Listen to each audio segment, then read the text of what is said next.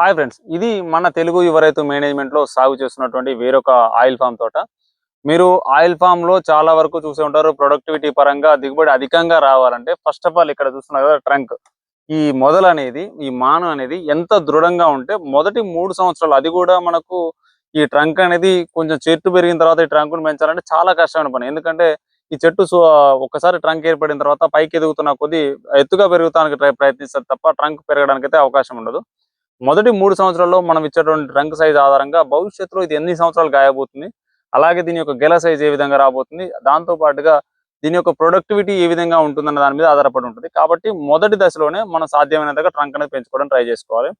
ఇక్కడ కనపడుతున్నటువంటి oil form తోట అనేది పూర్తిగా మన తెలుగు యువ రైతు మేనేజ్మెంట్ లో 2.5 సంవత్సరాల నుంచి సాగు చేస్తున్నటువంటి తోట. దీనికి మనకు రైతు సాఫ్ట్వేర్ ఎంప్లాయ్ కాబట్టి ఆయన కొంచెం ముఖం చూపించడానికి ఇబ్బంది పడుతున్నాడు. అంటే సిగ్గుపడడం వల్ల నేను సొంతంగా నేనే ఎక్స్ప్లెయిన్ చేస్తాను ఏమేమి వాడారని. First of all, oil palm లో ఎప్పుడైనా సరే ఒక మొక్క నాటుకోవాలనుకుంటే నేల అనేది, చాలా మంది రైతులు ఏం చేస్తుంటారంటే ఈ నీళ్లు ఎక్కువగా నిలబడే నెలలు, బలమైన నెలలో ఆయిల్ ఫామ్ సాగు చేస్తుంటారు. కాకపోతే ఆయిల్ ఫామ్ కి కావాల్సినటువంటి నేల ఎటువంటి రకం అంటే నీరు నిలబడే రకం కాదు, నీటిని ఒడిసి పట్టుకోవాలి. అంటే దీనికి ఎక్కువ మోతాదులో నీరు అవసరం పడుతుంది.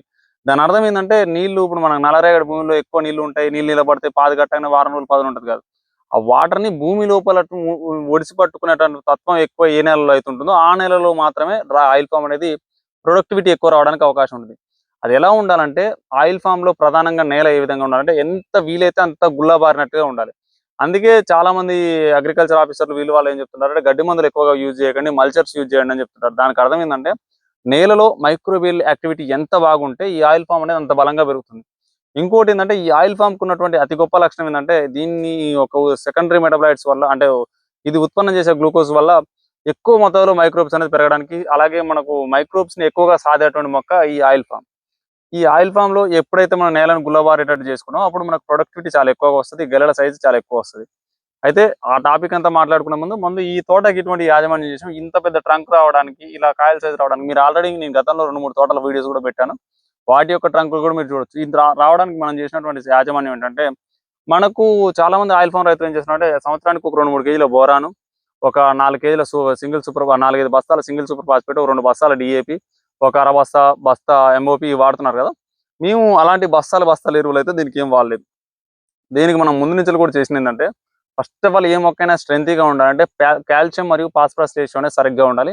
అది మన నేలను బట్టి మారుతూ ఉంటుంది.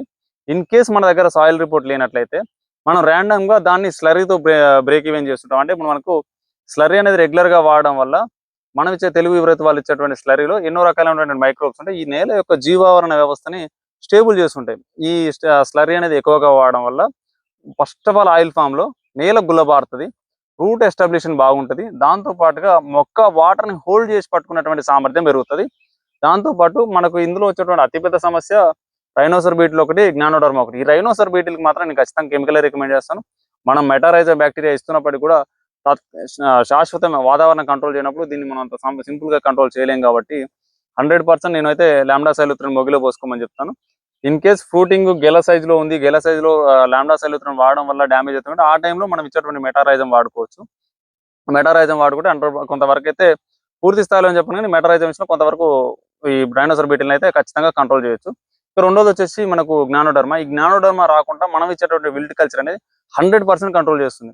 స్లర్రీ అనేది దీనికి కావాల్సినటువంటి ఎన్విరాన్మెంట్ క్రియేట్ చేస్తే ట్రైకోడర్మా అనేది దీనిలో వచ్చేటువంటి జ్ఞానోడర్మాని 100% కంట్రోల్ చేస్తుంది. ఇక మనం న్యూట్రిషనల్ మేనేజ్మెంట్ ఏ విధంగా చేసుకున్నాం అంటే, ఈ తోటకు వచ్చేసి మనం ప్రతి 15 రోజులకు ఒకసారి 2 లీటర్ల పాస్పరిక్ యాసిడ్, ఒక 5 కేజీల డిఏపి రెగ్యులర్గా ఇవ్వడం జరిగింది. ప్రతి నెల ఒక 5 కేజీల కాల్షియం నైట్రేట్, 250 గ్రాముల బోరాన్, ప్రతి నెల 250 గ్రాముల బోరాన్ ఈ తోటకి ఇవ్వడం జరిగింది. దాంతోపాటు ప్రతి వారం ఈ తోటకు స్లరీ అనేది ఇవ్వడం జరిగింది. బేసల్లో మన భూశక్తి ఫర్టిలైజర్ అనేది 2 కట్టలు, సఫలా గోల్డ్ కట్ట కలిపి బేసల్ డోస్ వేయడం, అంటే ఎవ్రీ ఇయర్ సీజన్ స్టార్టింగ్ లో దీనికి వేయడం జరిగింది. దాంతో పాటు దీనికి ఇంకా అడిషనల్ గా వాడినటువంటి మేనేజ్మెంట్ అంటే 2 సార్లు స్టెరిక్ పి స్ప్రే చేయడం జరిగింది.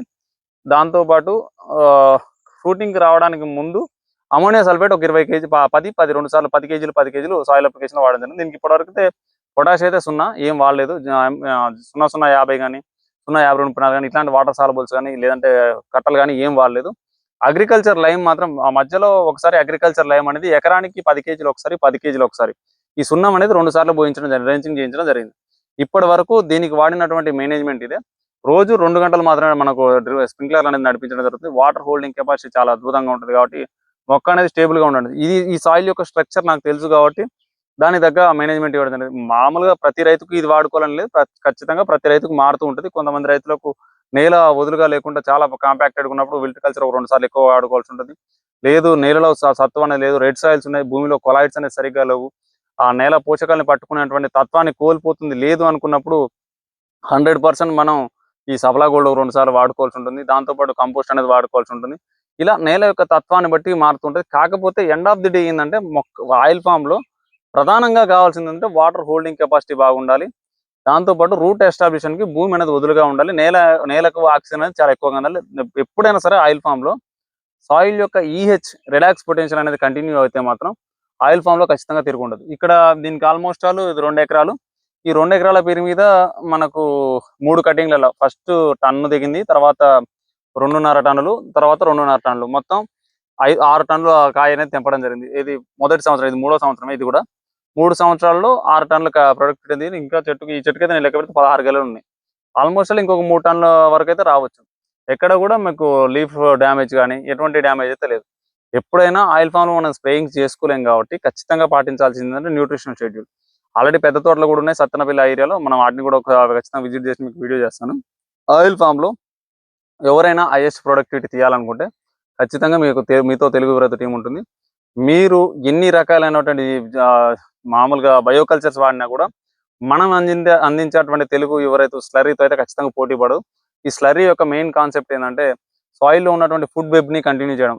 ఏదో భూమి అనగానే మీరు ఇచ్చే ట్రైకోడర్మా, సూడోమోనాస్, ఈ phosphorus solubilizing bacteria, potassium mobilizing bacteria కాదు. భూమి అంటే భూమిలో ఎన్నో రకాలైనటువంటి జీవం బతుకుంటుంది. ఇలా మీరు చెప్పుకున్నటువంటి స్ట్రెయిన్స్ అనేది కొన్ని వేల కోట్లలో ఉంటాయి. దాంతో పాటు కొన్ని రకాలైనటువంటి బ్యాక్టీరియాస్ ఉంటాయి, కొన్ని రకాల నెమటోడ్స్ ఉంటాయి. వాళ్ళు ఇందులో fungal feeder, bacterial feeder, nematode feeder, predator, ఇలా చాలా రకాలైనటువంటి నెమటోడ్స్ ఉంటాయి. దాంతో పాటు అంటే మంచి చేసేవి, చెడు చేసేవి కాదు, మంచి చేసే నెమటోడ్స్ ఉంటాయి, ఆర్థోపాడ్స్ ఉంటాయి, ప్రోటోజోవాలు ఉంటాయి, ఫంగస్లు ఉంటాయి, మైట్స్ ఉంటాయి. ఇలా చాలా రకాలైనటువంటి జీవం ఉంటుంది. మనం ఇచ్చే స్లర్రీ అనేది స్పోర్ట్స్ రూపంలో ఉంటుంది. ఇవి ఏంటంటే మైసిలియాన్ని క్రియేట్ చేయడం వల్ల ఖాళీలు అనేది ఎక్కువగా ఏర్పడడానికి అవకాశం ఉంటుంది భూమికి. ఇలా ఏ విధంగా అయితే మైక్రోరైజా స్పేసెస్ ని క్రియేట్ చేస్తుందో మనం అందించేటువంటి స్లర్రీ మైసిలియాన్ని క్రియేట్ చేయడం వల్ల స్పోర్స్ ఏర్పడి అది ఖాళీల వల్ల బ్యాక్టీరియల్ గ్రోత్ కైనా సరే, భూమిలో హోల్డింగ్ కెపాసిటీ పెరగడంలో అయినా సరే, న్యూట్రిషనల్ హోల్డింగ్ కెపాసిటీ పెరగడంలో అయినా సరే, ఈ గ్లూమిన్ ఎఫెక్ట్ వల్ల సాయిల్ యొక్క కొలాయిడ్స్ ఏర్పడడంలో అయినా సరే, లేదంటే నేల యొక్క స్టెబిలిటీ మెరుగుపడంలో అయినా సరే ఈ స్లర్రీ బాగా ఉపయోగపడుతుంది. ఆయిల్ ఫామ్ సాగు చేసే ప్రతి రైతు ఖచ్చితంగా వాడుకోవాలి. ఫాస్ఫరస్ అండ్ కాల్షియం అయితే మేము ఖచ్చితంగా మేము రెగ్యులేట్ చేస్తుంటాం. మేము చెప్పిన విధానంలో వాడుకోవడం వల్ల ఇదైతే నేను ప్రతి రైతుకు ఒకే రకమైన రికమెండేషన్ చెప్పను. ఎందుకంటే నేలను బట్టి, నేల యొక్క స్వభావాన్ని బట్టి చెప్పాను కదా. ఈ సాయిల్ కి సున్నం కూడా వాడించాం, ఎందుకంటే కాల్షియం రేషియో చాలా తక్కువ ఉంది భూమికి. అందుకే 2 సార్లు అగ్రికల్చర్ లైమ్ కూడా వాడించాం. ఏదైనా తక్కువ పెట్టుబడిలో చేయడానికి ప్రయత్నిస్తాం. ఇలా ప్రతి సమస్యకు కూడా తెలుగు యువరైతు మీకు సొల్యూషన్ అందిస్తుంది. ఏ రైతు అయినా కన్నా సరే ఎటువంటి సందేహాలన్నా మీరు మమ్మల్ని వాట్సాప్ ద్వారా కాంటాక్ట్ చేయొచ్చు. మీరు మా వాట్సాప్ ఛానల్లో కూడా జాయిన్ అవ్వచ్చు. కింద డిస్క్రిప్షన్ లో లింక్ ఉంటుంది, ఖచ్చితంగా జాయిన్ అవ్వండి. ఎటువంటి సందేహాలన్నా తెలుగు యువరైతు సంప్రదించండి. జై హింద్, జై జవాన్, జై కిసాన్.